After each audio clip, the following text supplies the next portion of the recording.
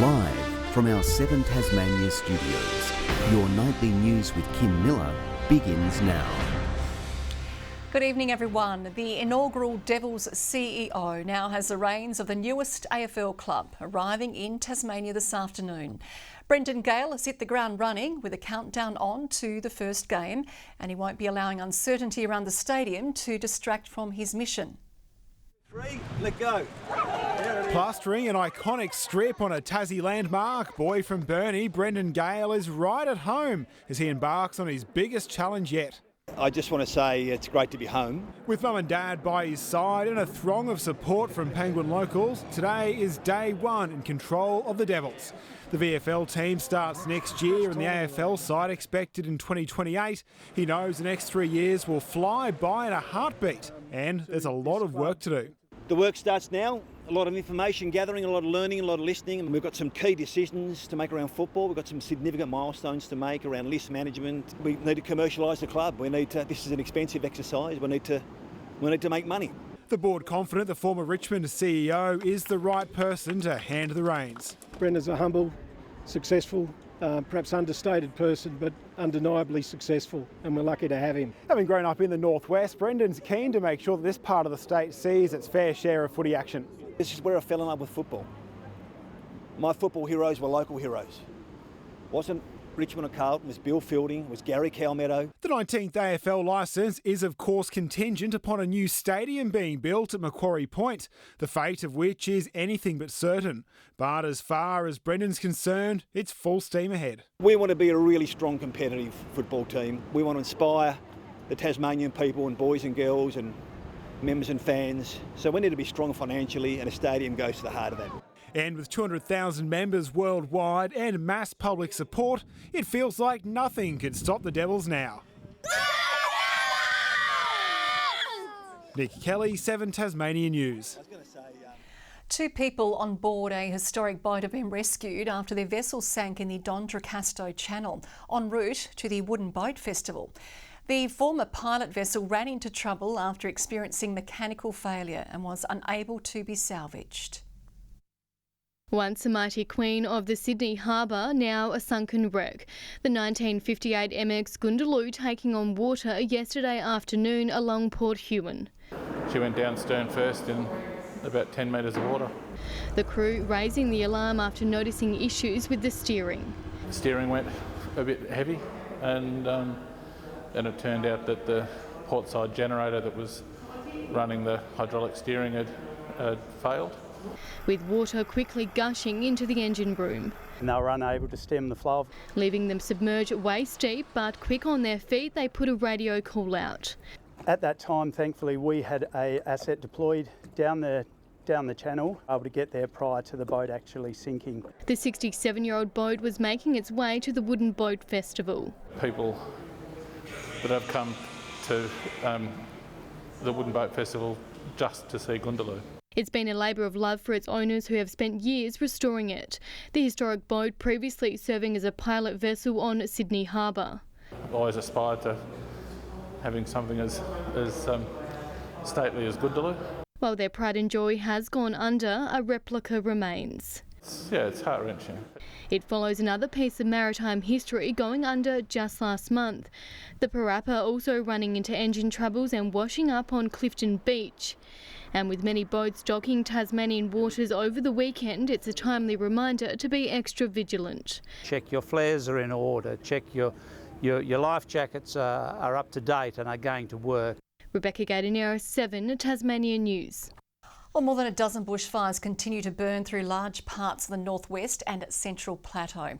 The closure of Tasmania's most popular walking track has been extended to allow more time to fight the blazes, with 2 more detected this afternoon.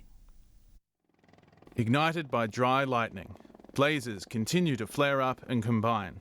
We have a number of smaller fires dotted around the west coast. Some are starting to join into the bigger fires. One inferno forcing more than 100 bushwalkers on the overland track to evacuate, and extending the closure of the popular trail by 2 days. That's primarily to give the crews time to ensure that the containment line of that fire, they're still dealing with very tricky conditions, is in place. Ruining hikers' best laid plans. Some of these people have been trying to get on for the last 4 years, and so they get on, they do the track, and then they start the track and then have to turn back. Fire crews continue to create containment lines with backburns. We're prioritising what areas we're going to protect, including natural assets. One blaze coming within 30 metres of a stand of millennia-old Huon pines. They're extremely fire sensitive, but often grow with or occur within a very flammable landscape, which is what we're seeing. The conditions providing a slight reprieve. The weather's looking quite stable and settled over the coming few days, including over the weekend. But not out of the woods yet, with temperatures expected to rise again by mid-next week. We're certainly planning that this is a long haul. Missing out on a trek of a lifetime. I think once they kind of get over that initial reaction of being disappointed that they can't complete the overland track as planned, they turn around pretty quick. Hikers finding alternative activities to save their Tasmanian holidays. Tom Crosby, 7 Tasmania News. Controversial Tasmanian harness trainer Ben Yole has been slapped with 5 charges by the health and safety watchdog. They centre around a 2023 crash near Yole's Sidmouth stables, involving a horse float which was returning from a race meet in Hobart late at night. Several people were injured and the horses were killed. 2 of the charges relate to managing fatigue. Yole will face court next month. 60,000 Tasmanian students have returned to public schools, but a special cohort have entered the gates of 2 brand new schools for the first time. Many excited to get stuck into learning and, of course, try out all the facilities on offer at lunchtime. These gates offering a warm welcome for the very first time. It's hard to think, but probably pretty excited to go into a new school. The first ever cohort of students ready to expand their minds at Legana Primary, one of 2 brand new public schools opening across the state today for the new school year. So the school's built for 350, but for our very first year we've got 128, so we were thrilled with that. There's lots to be excited about. I've got my same teacher that I had when I was at my other school. These Year 7s proving the first day jitters don't wear off with age. 120 students settling into the sparkling new $74 million Brighton High. What are you most excited about though? Probably woodwork and that. Having a new environment to work in and stuff, having all my friends and it's just all together. Nah, it's all good. Nervous for him, but it'll be cool. While just the Year 7s today, this site has the capacity for 600 students. But I think my favourite spaces are our classroom spaces that are designed for all students to be able to engage in the learning together, to be able to move through different spaces as different learning dictates. To lift those literacy and numeracy rates. I'm very pleased with what I'm hearing, big uplift when it comes to literacy improvement in our schools and the work we've done in getting phonics back into school. Breakfast, of course, the most important meal of the day. Egg and bacon rolls proving the perfect start to a big few hours of learning. We are making 300 today, and I'm not going to divulge what we had to do to get the eggs. Ruby Cairns, 7 Tasmania News. Key building industry stakeholders have attended a roundtable discussing how to boost housing supplies across Tasmania. There's a focus on removing excessive red tape for land availability. Ensuring that we can smooth the pathway so that we can get more homes out of the ground. There's got to be a more streamlined way we can operate to produce the number of houses we need going forward. Boosting the workforce was also on the agenda.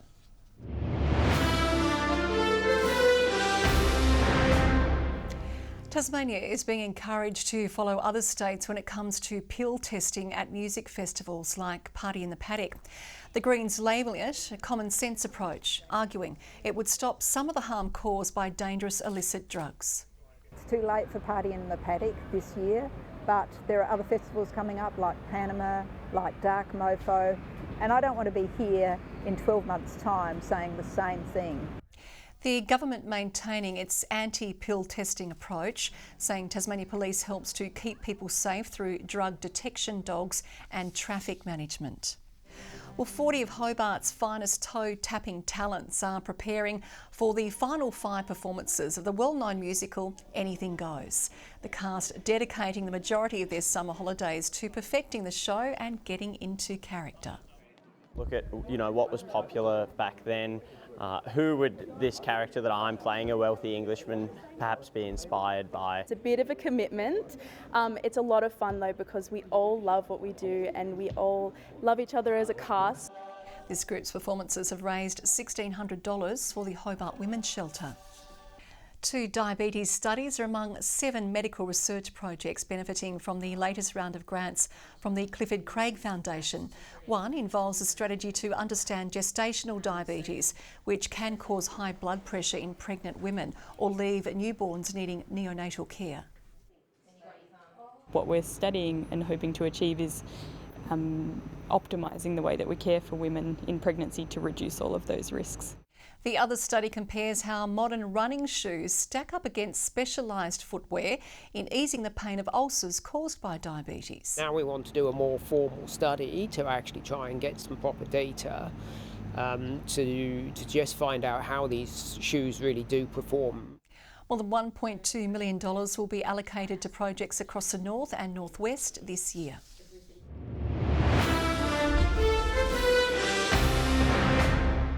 Coaching considerations are next for New Devils CEO Brendan Gale. Some big names are on the cards, but one local looms large. 1, 2, 3, let go. A Devils jumper for Penguins' big penguin to mark Brendan Gale's homecoming. Back on these shores with some advice from Mum. It's always been my home, Mitch. I left here as a 19-year-old and I thought maybe you could come back and at some stage, but not to be part of a Tasmanian football club. Be honest, it doesn't matter. You'll be found out eventually. Honesty's the best policy.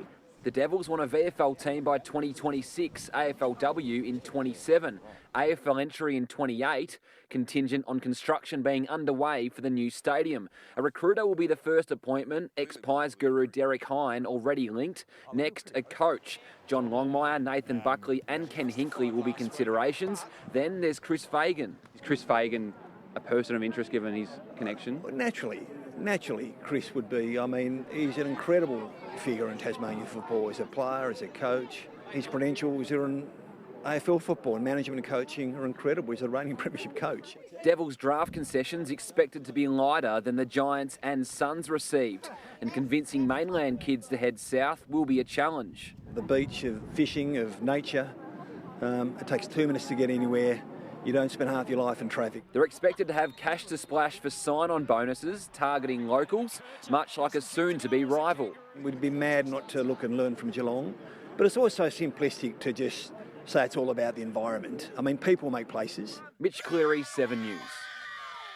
The East Devonport Swans are planning to come back with a bang as the 1988 Premiers return to the NWFL after a 3-year recess. The community, I guess, together a little bit, as they haven't had that for the last 3 years, especially the young boys coming up playing at the high level, so it gives them an opportunity to come in and sort of showcase what they've got as well. East Devonport face fellow new entrants Circular Head in round 1 as the fixtures for the New York Premier League are revealed. The opening round also features a grand final rematch between Burnie and Devonport. Right from round 1 right through to Anzac Day and all the real good days, every round will be saying there is something good here to go and watch. So it's going to be an unbelievable year. Finals will begin the last week of August. His 18-year-old Aidan O'Connor is now hoping for a Shield call-up after getting his Tassie cap in yesterday's one-day cup loss to New South Wales. The Riverside young gun revealing he's been looking to Mitch Owen for inspiration. Yeah, a lot of inspiration from what Mitch has done. He was only in this spot maybe a year ago, maybe 2, so from how he's progressed, definitely someone to look up to. And it's a good first hit out. You don't really want to go too well or too bad in your first thing, so I'll almost take that for a debut. Yesterday's loss has all but extinguished the Tigers' hopes of making the one-day cup final, but they're still in with a shot for the Shield, which continues against Victoria from Saturday. The JackJumpers aren't letting the loss of finals glory get them down. They're gearing up for their Teal charity game against the Cairns Taipans, raising money and awareness for women with gynecological cancers. I have a younger sister and obviously mum and aunties and, just thinking if that would happen to my family, how awful it would be. So it's really a good initiative to get behind. Meanwhile, there's some excitement mounting in Kingston. Happy to see shovels in the ground. It's a game changer for the club and the community. Land clearing is starting ahead of construction for the High Performance Centre. I never thought it would happen, Kim. Who knows? Thank you, Nick. Peter Murphy will join us with the weather next.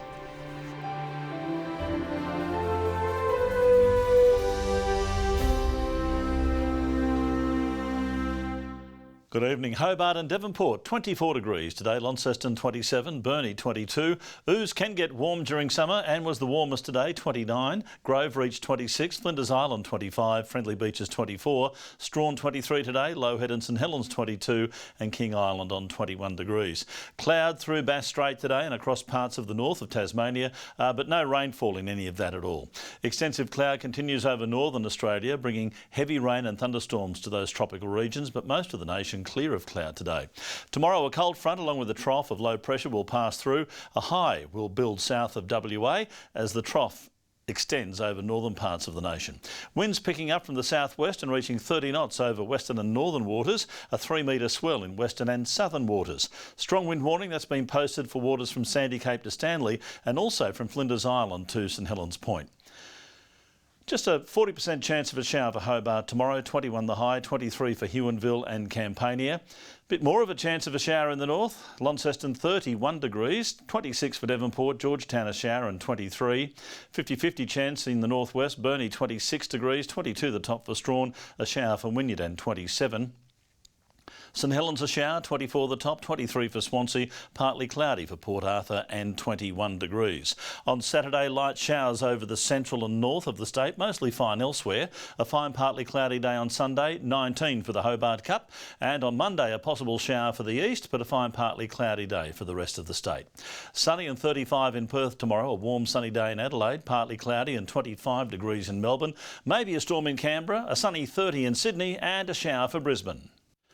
Fine conditions at the moment, 22 in Hobart, 23 right now in Launceston, cloudy in Devonport and 20. Gee, busy coming up, Kim. Hobart Cup, Carnival, Wooden Boat Festival, Party in the Paddock. I'll need a couple of days off next week. You won't be at Party in the Paddock, that's where the cool kids go. Well, that is all your news for now. We'll have news, sport and weather updates later. Thanks for your company tonight. Good night.